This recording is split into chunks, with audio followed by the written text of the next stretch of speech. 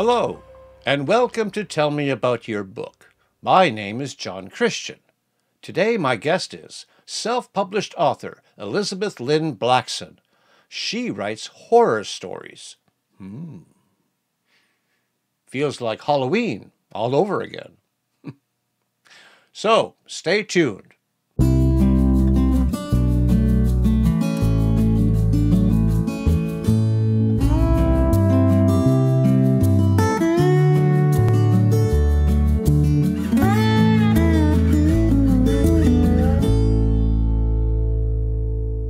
Hi, Elizabeth. Welcome to the show. Hi, thank you for having me. You're welcome. Nice to have you here. Now, you've written, is it one book or several books? I have written a trilogy of books, and the first of them has been released. Very good. So tell me about that first book then. The first book, it's called A Girl's Gotta Eat. It's about two characters primarily. One is a mid-20s young woman who had a very unstable childhood, who's trying to find her way into becoming a functioning adult. The other character is a middle-aged FBI agent on the trail of a serial killer, and the two of them come together, both meeting a flesh-eating, soul-sucking succubus, and they react very differently to the existence of this creature. Wow. Wow. Just out of curiosity, how long is your first book? My first book is like 80,000 words, which works out to about 230 pages. Oh, okay. It's a good read then. Are you working now on your second book?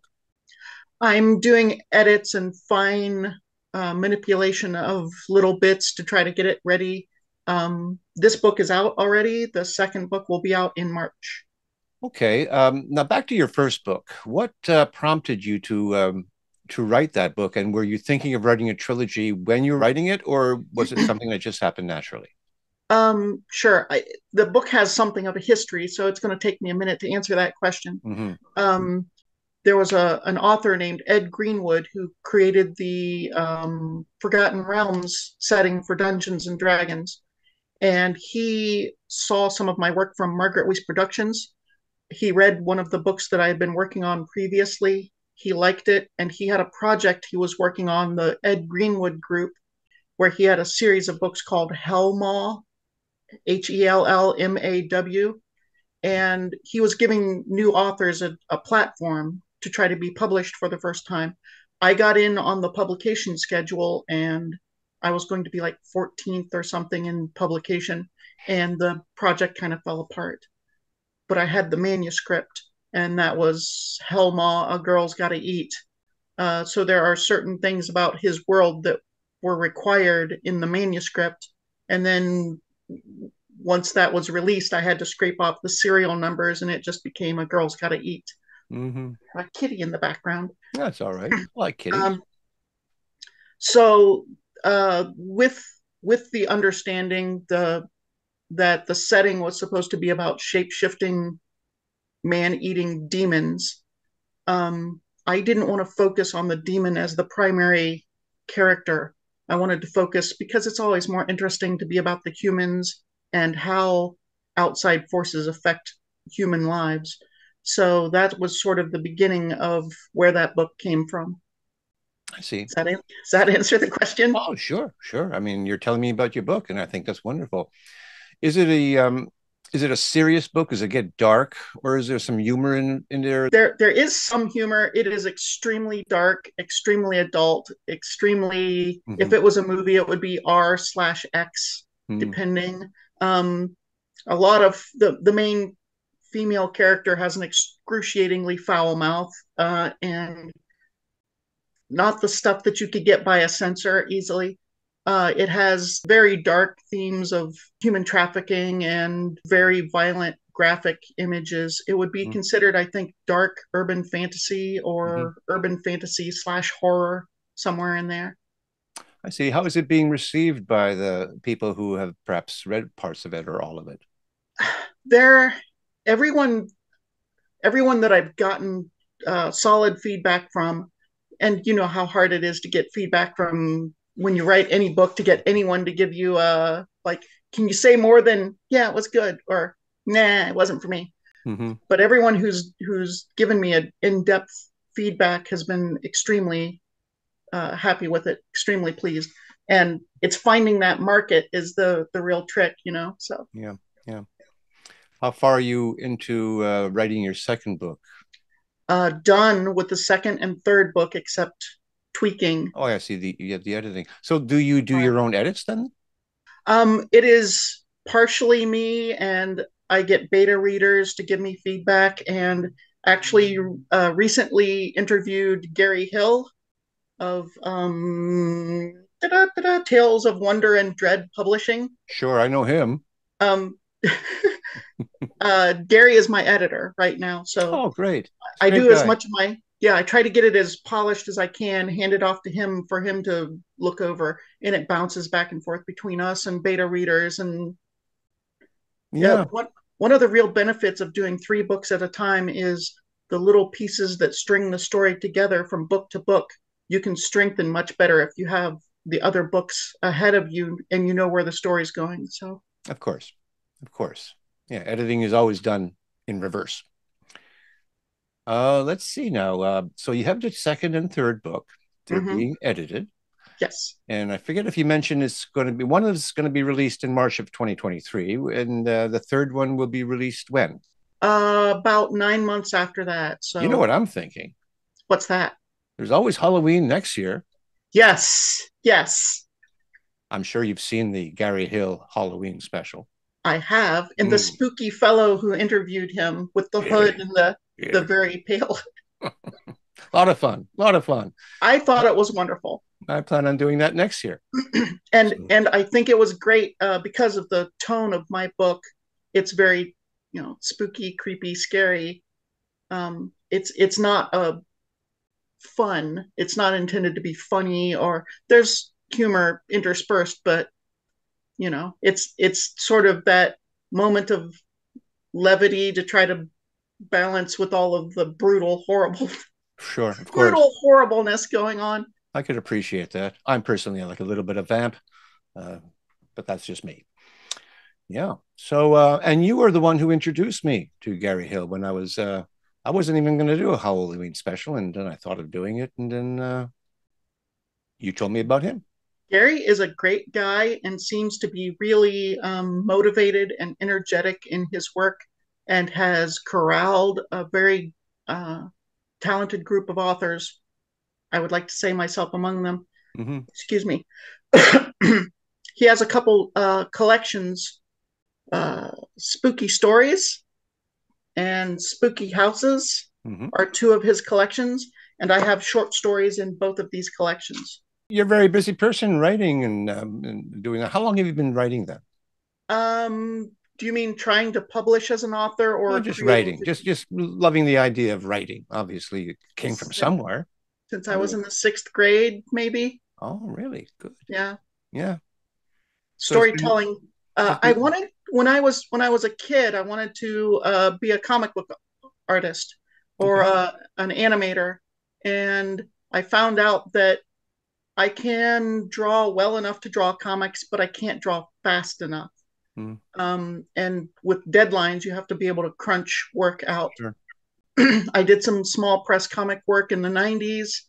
Um, and that's all, it's all storytelling. It's just in a different media. And doing that, um, watching horror movies, you know, reading Stephen King books. Sure. And I always have my own ideas that fly off. And I've written a lot of short fiction over the years, worked my way up from, say, 5,000, 10,000 word stories upwards, did a couple novellas, and then I've written, I think, seven or so full length novels. This is the Oh, first that's been really okay. published.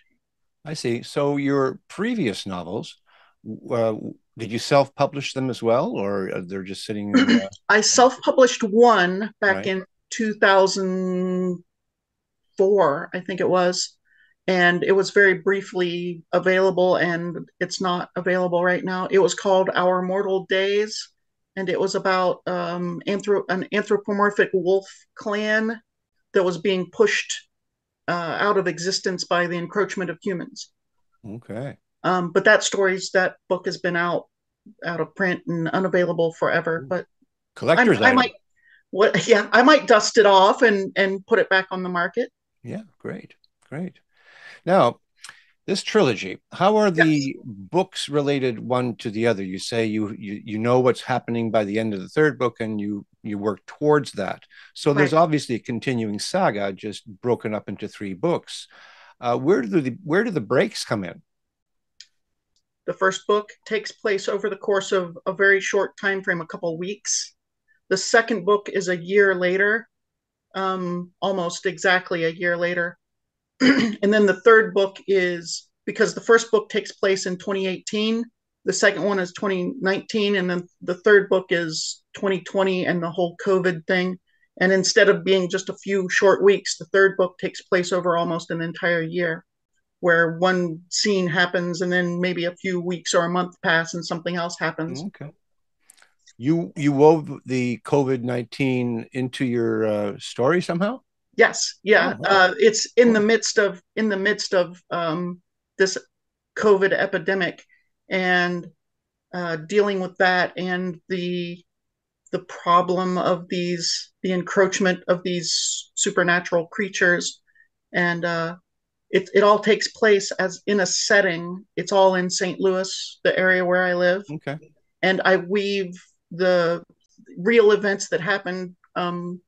Like if there are protests or things like that, the characters will see these events happening Hmm. as they're moving through the timeline. So Yeah, like fictional nonfiction, I think they call that. right. Super. It at one point there was a in 2020, I think it was, there was a carrier, the Marine carrier, not the full aircraft carrier, but the smaller ones the Marines use. One of those caught on fire in dock in the real world, and a couple of the characters are ex-Marines, and they bring it up like, oh my God, it's this horrible thing to some of the people that we might have served with. So Well, it's fascinating. It's a very contemporary sounding story, but with a lot of yes. gore and death and swearing. And That's the one of the weird things is, I thought, um, some of the stuff the characters encounter is extremely brutal, and the two characters that are Marines have been in combat, and it's like, yeah, that's terrible, but we've seen stuff like that already. and how about sales? That first book out, what's that like for you? Not great. Several hundred, I think, so far, hoping to do a lot better. With uh, the word getting out on the existence of the book, and some people hearing about it, I'm Mhm. hoping to get a boost in sales, and particularly moving on with the second book, and people might pick up it as a series and understand there's more than just the one book. So I see. So have you done anything like what we're doing right now, explaining what your book is about and using that as a link to send off to, inspire people to buy your book? right, I've done a couple interviews, and I used to be terribly uncomfortable kind of tooting my own horn. You know what I mean? Like, oh, I want someone who is enthusiastic about the product to endorse it instead of the author, which seems sort of like, well, of course you love it, you wrote it. So, I know that feeling. right. And then, you try to, how do I sell this? How do I get people enthused about it and not sound fake? Because I really do. I wrote the book. The company that I wrote it for disintegrated.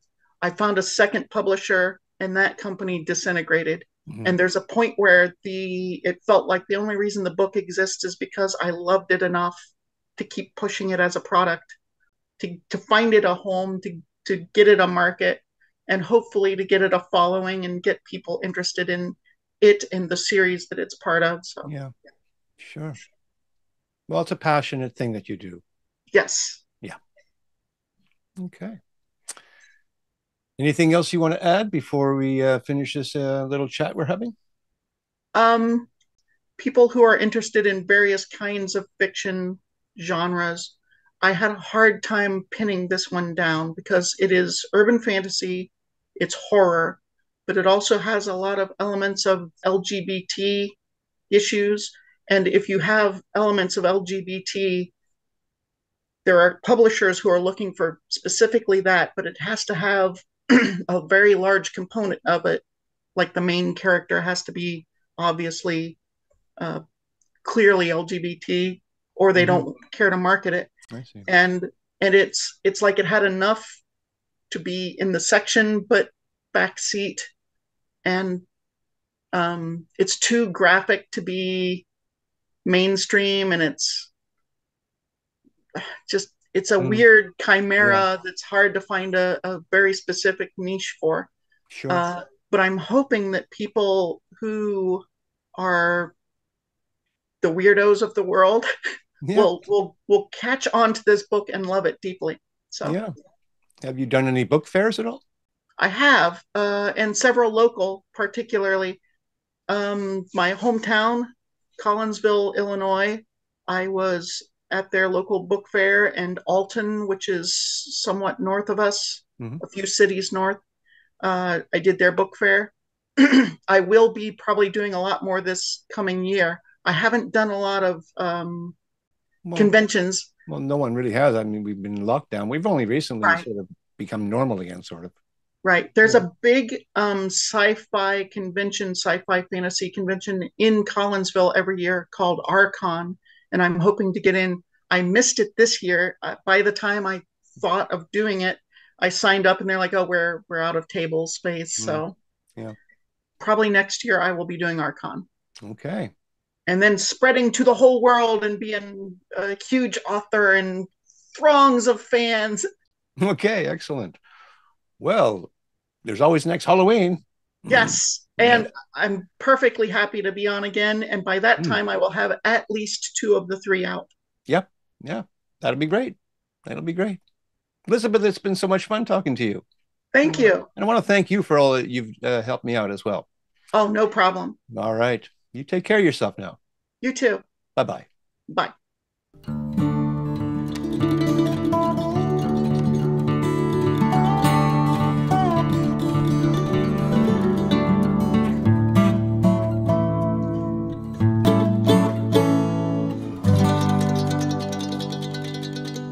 And that's our show for today. If you like what I do here on Tell Me About Your Book, then hit the like button and subscribe. And don't forget to ring that bell for future notifications. And if you are a self-published author, I would really like to hear from you. Until such time, keep on writing and be kind to one another.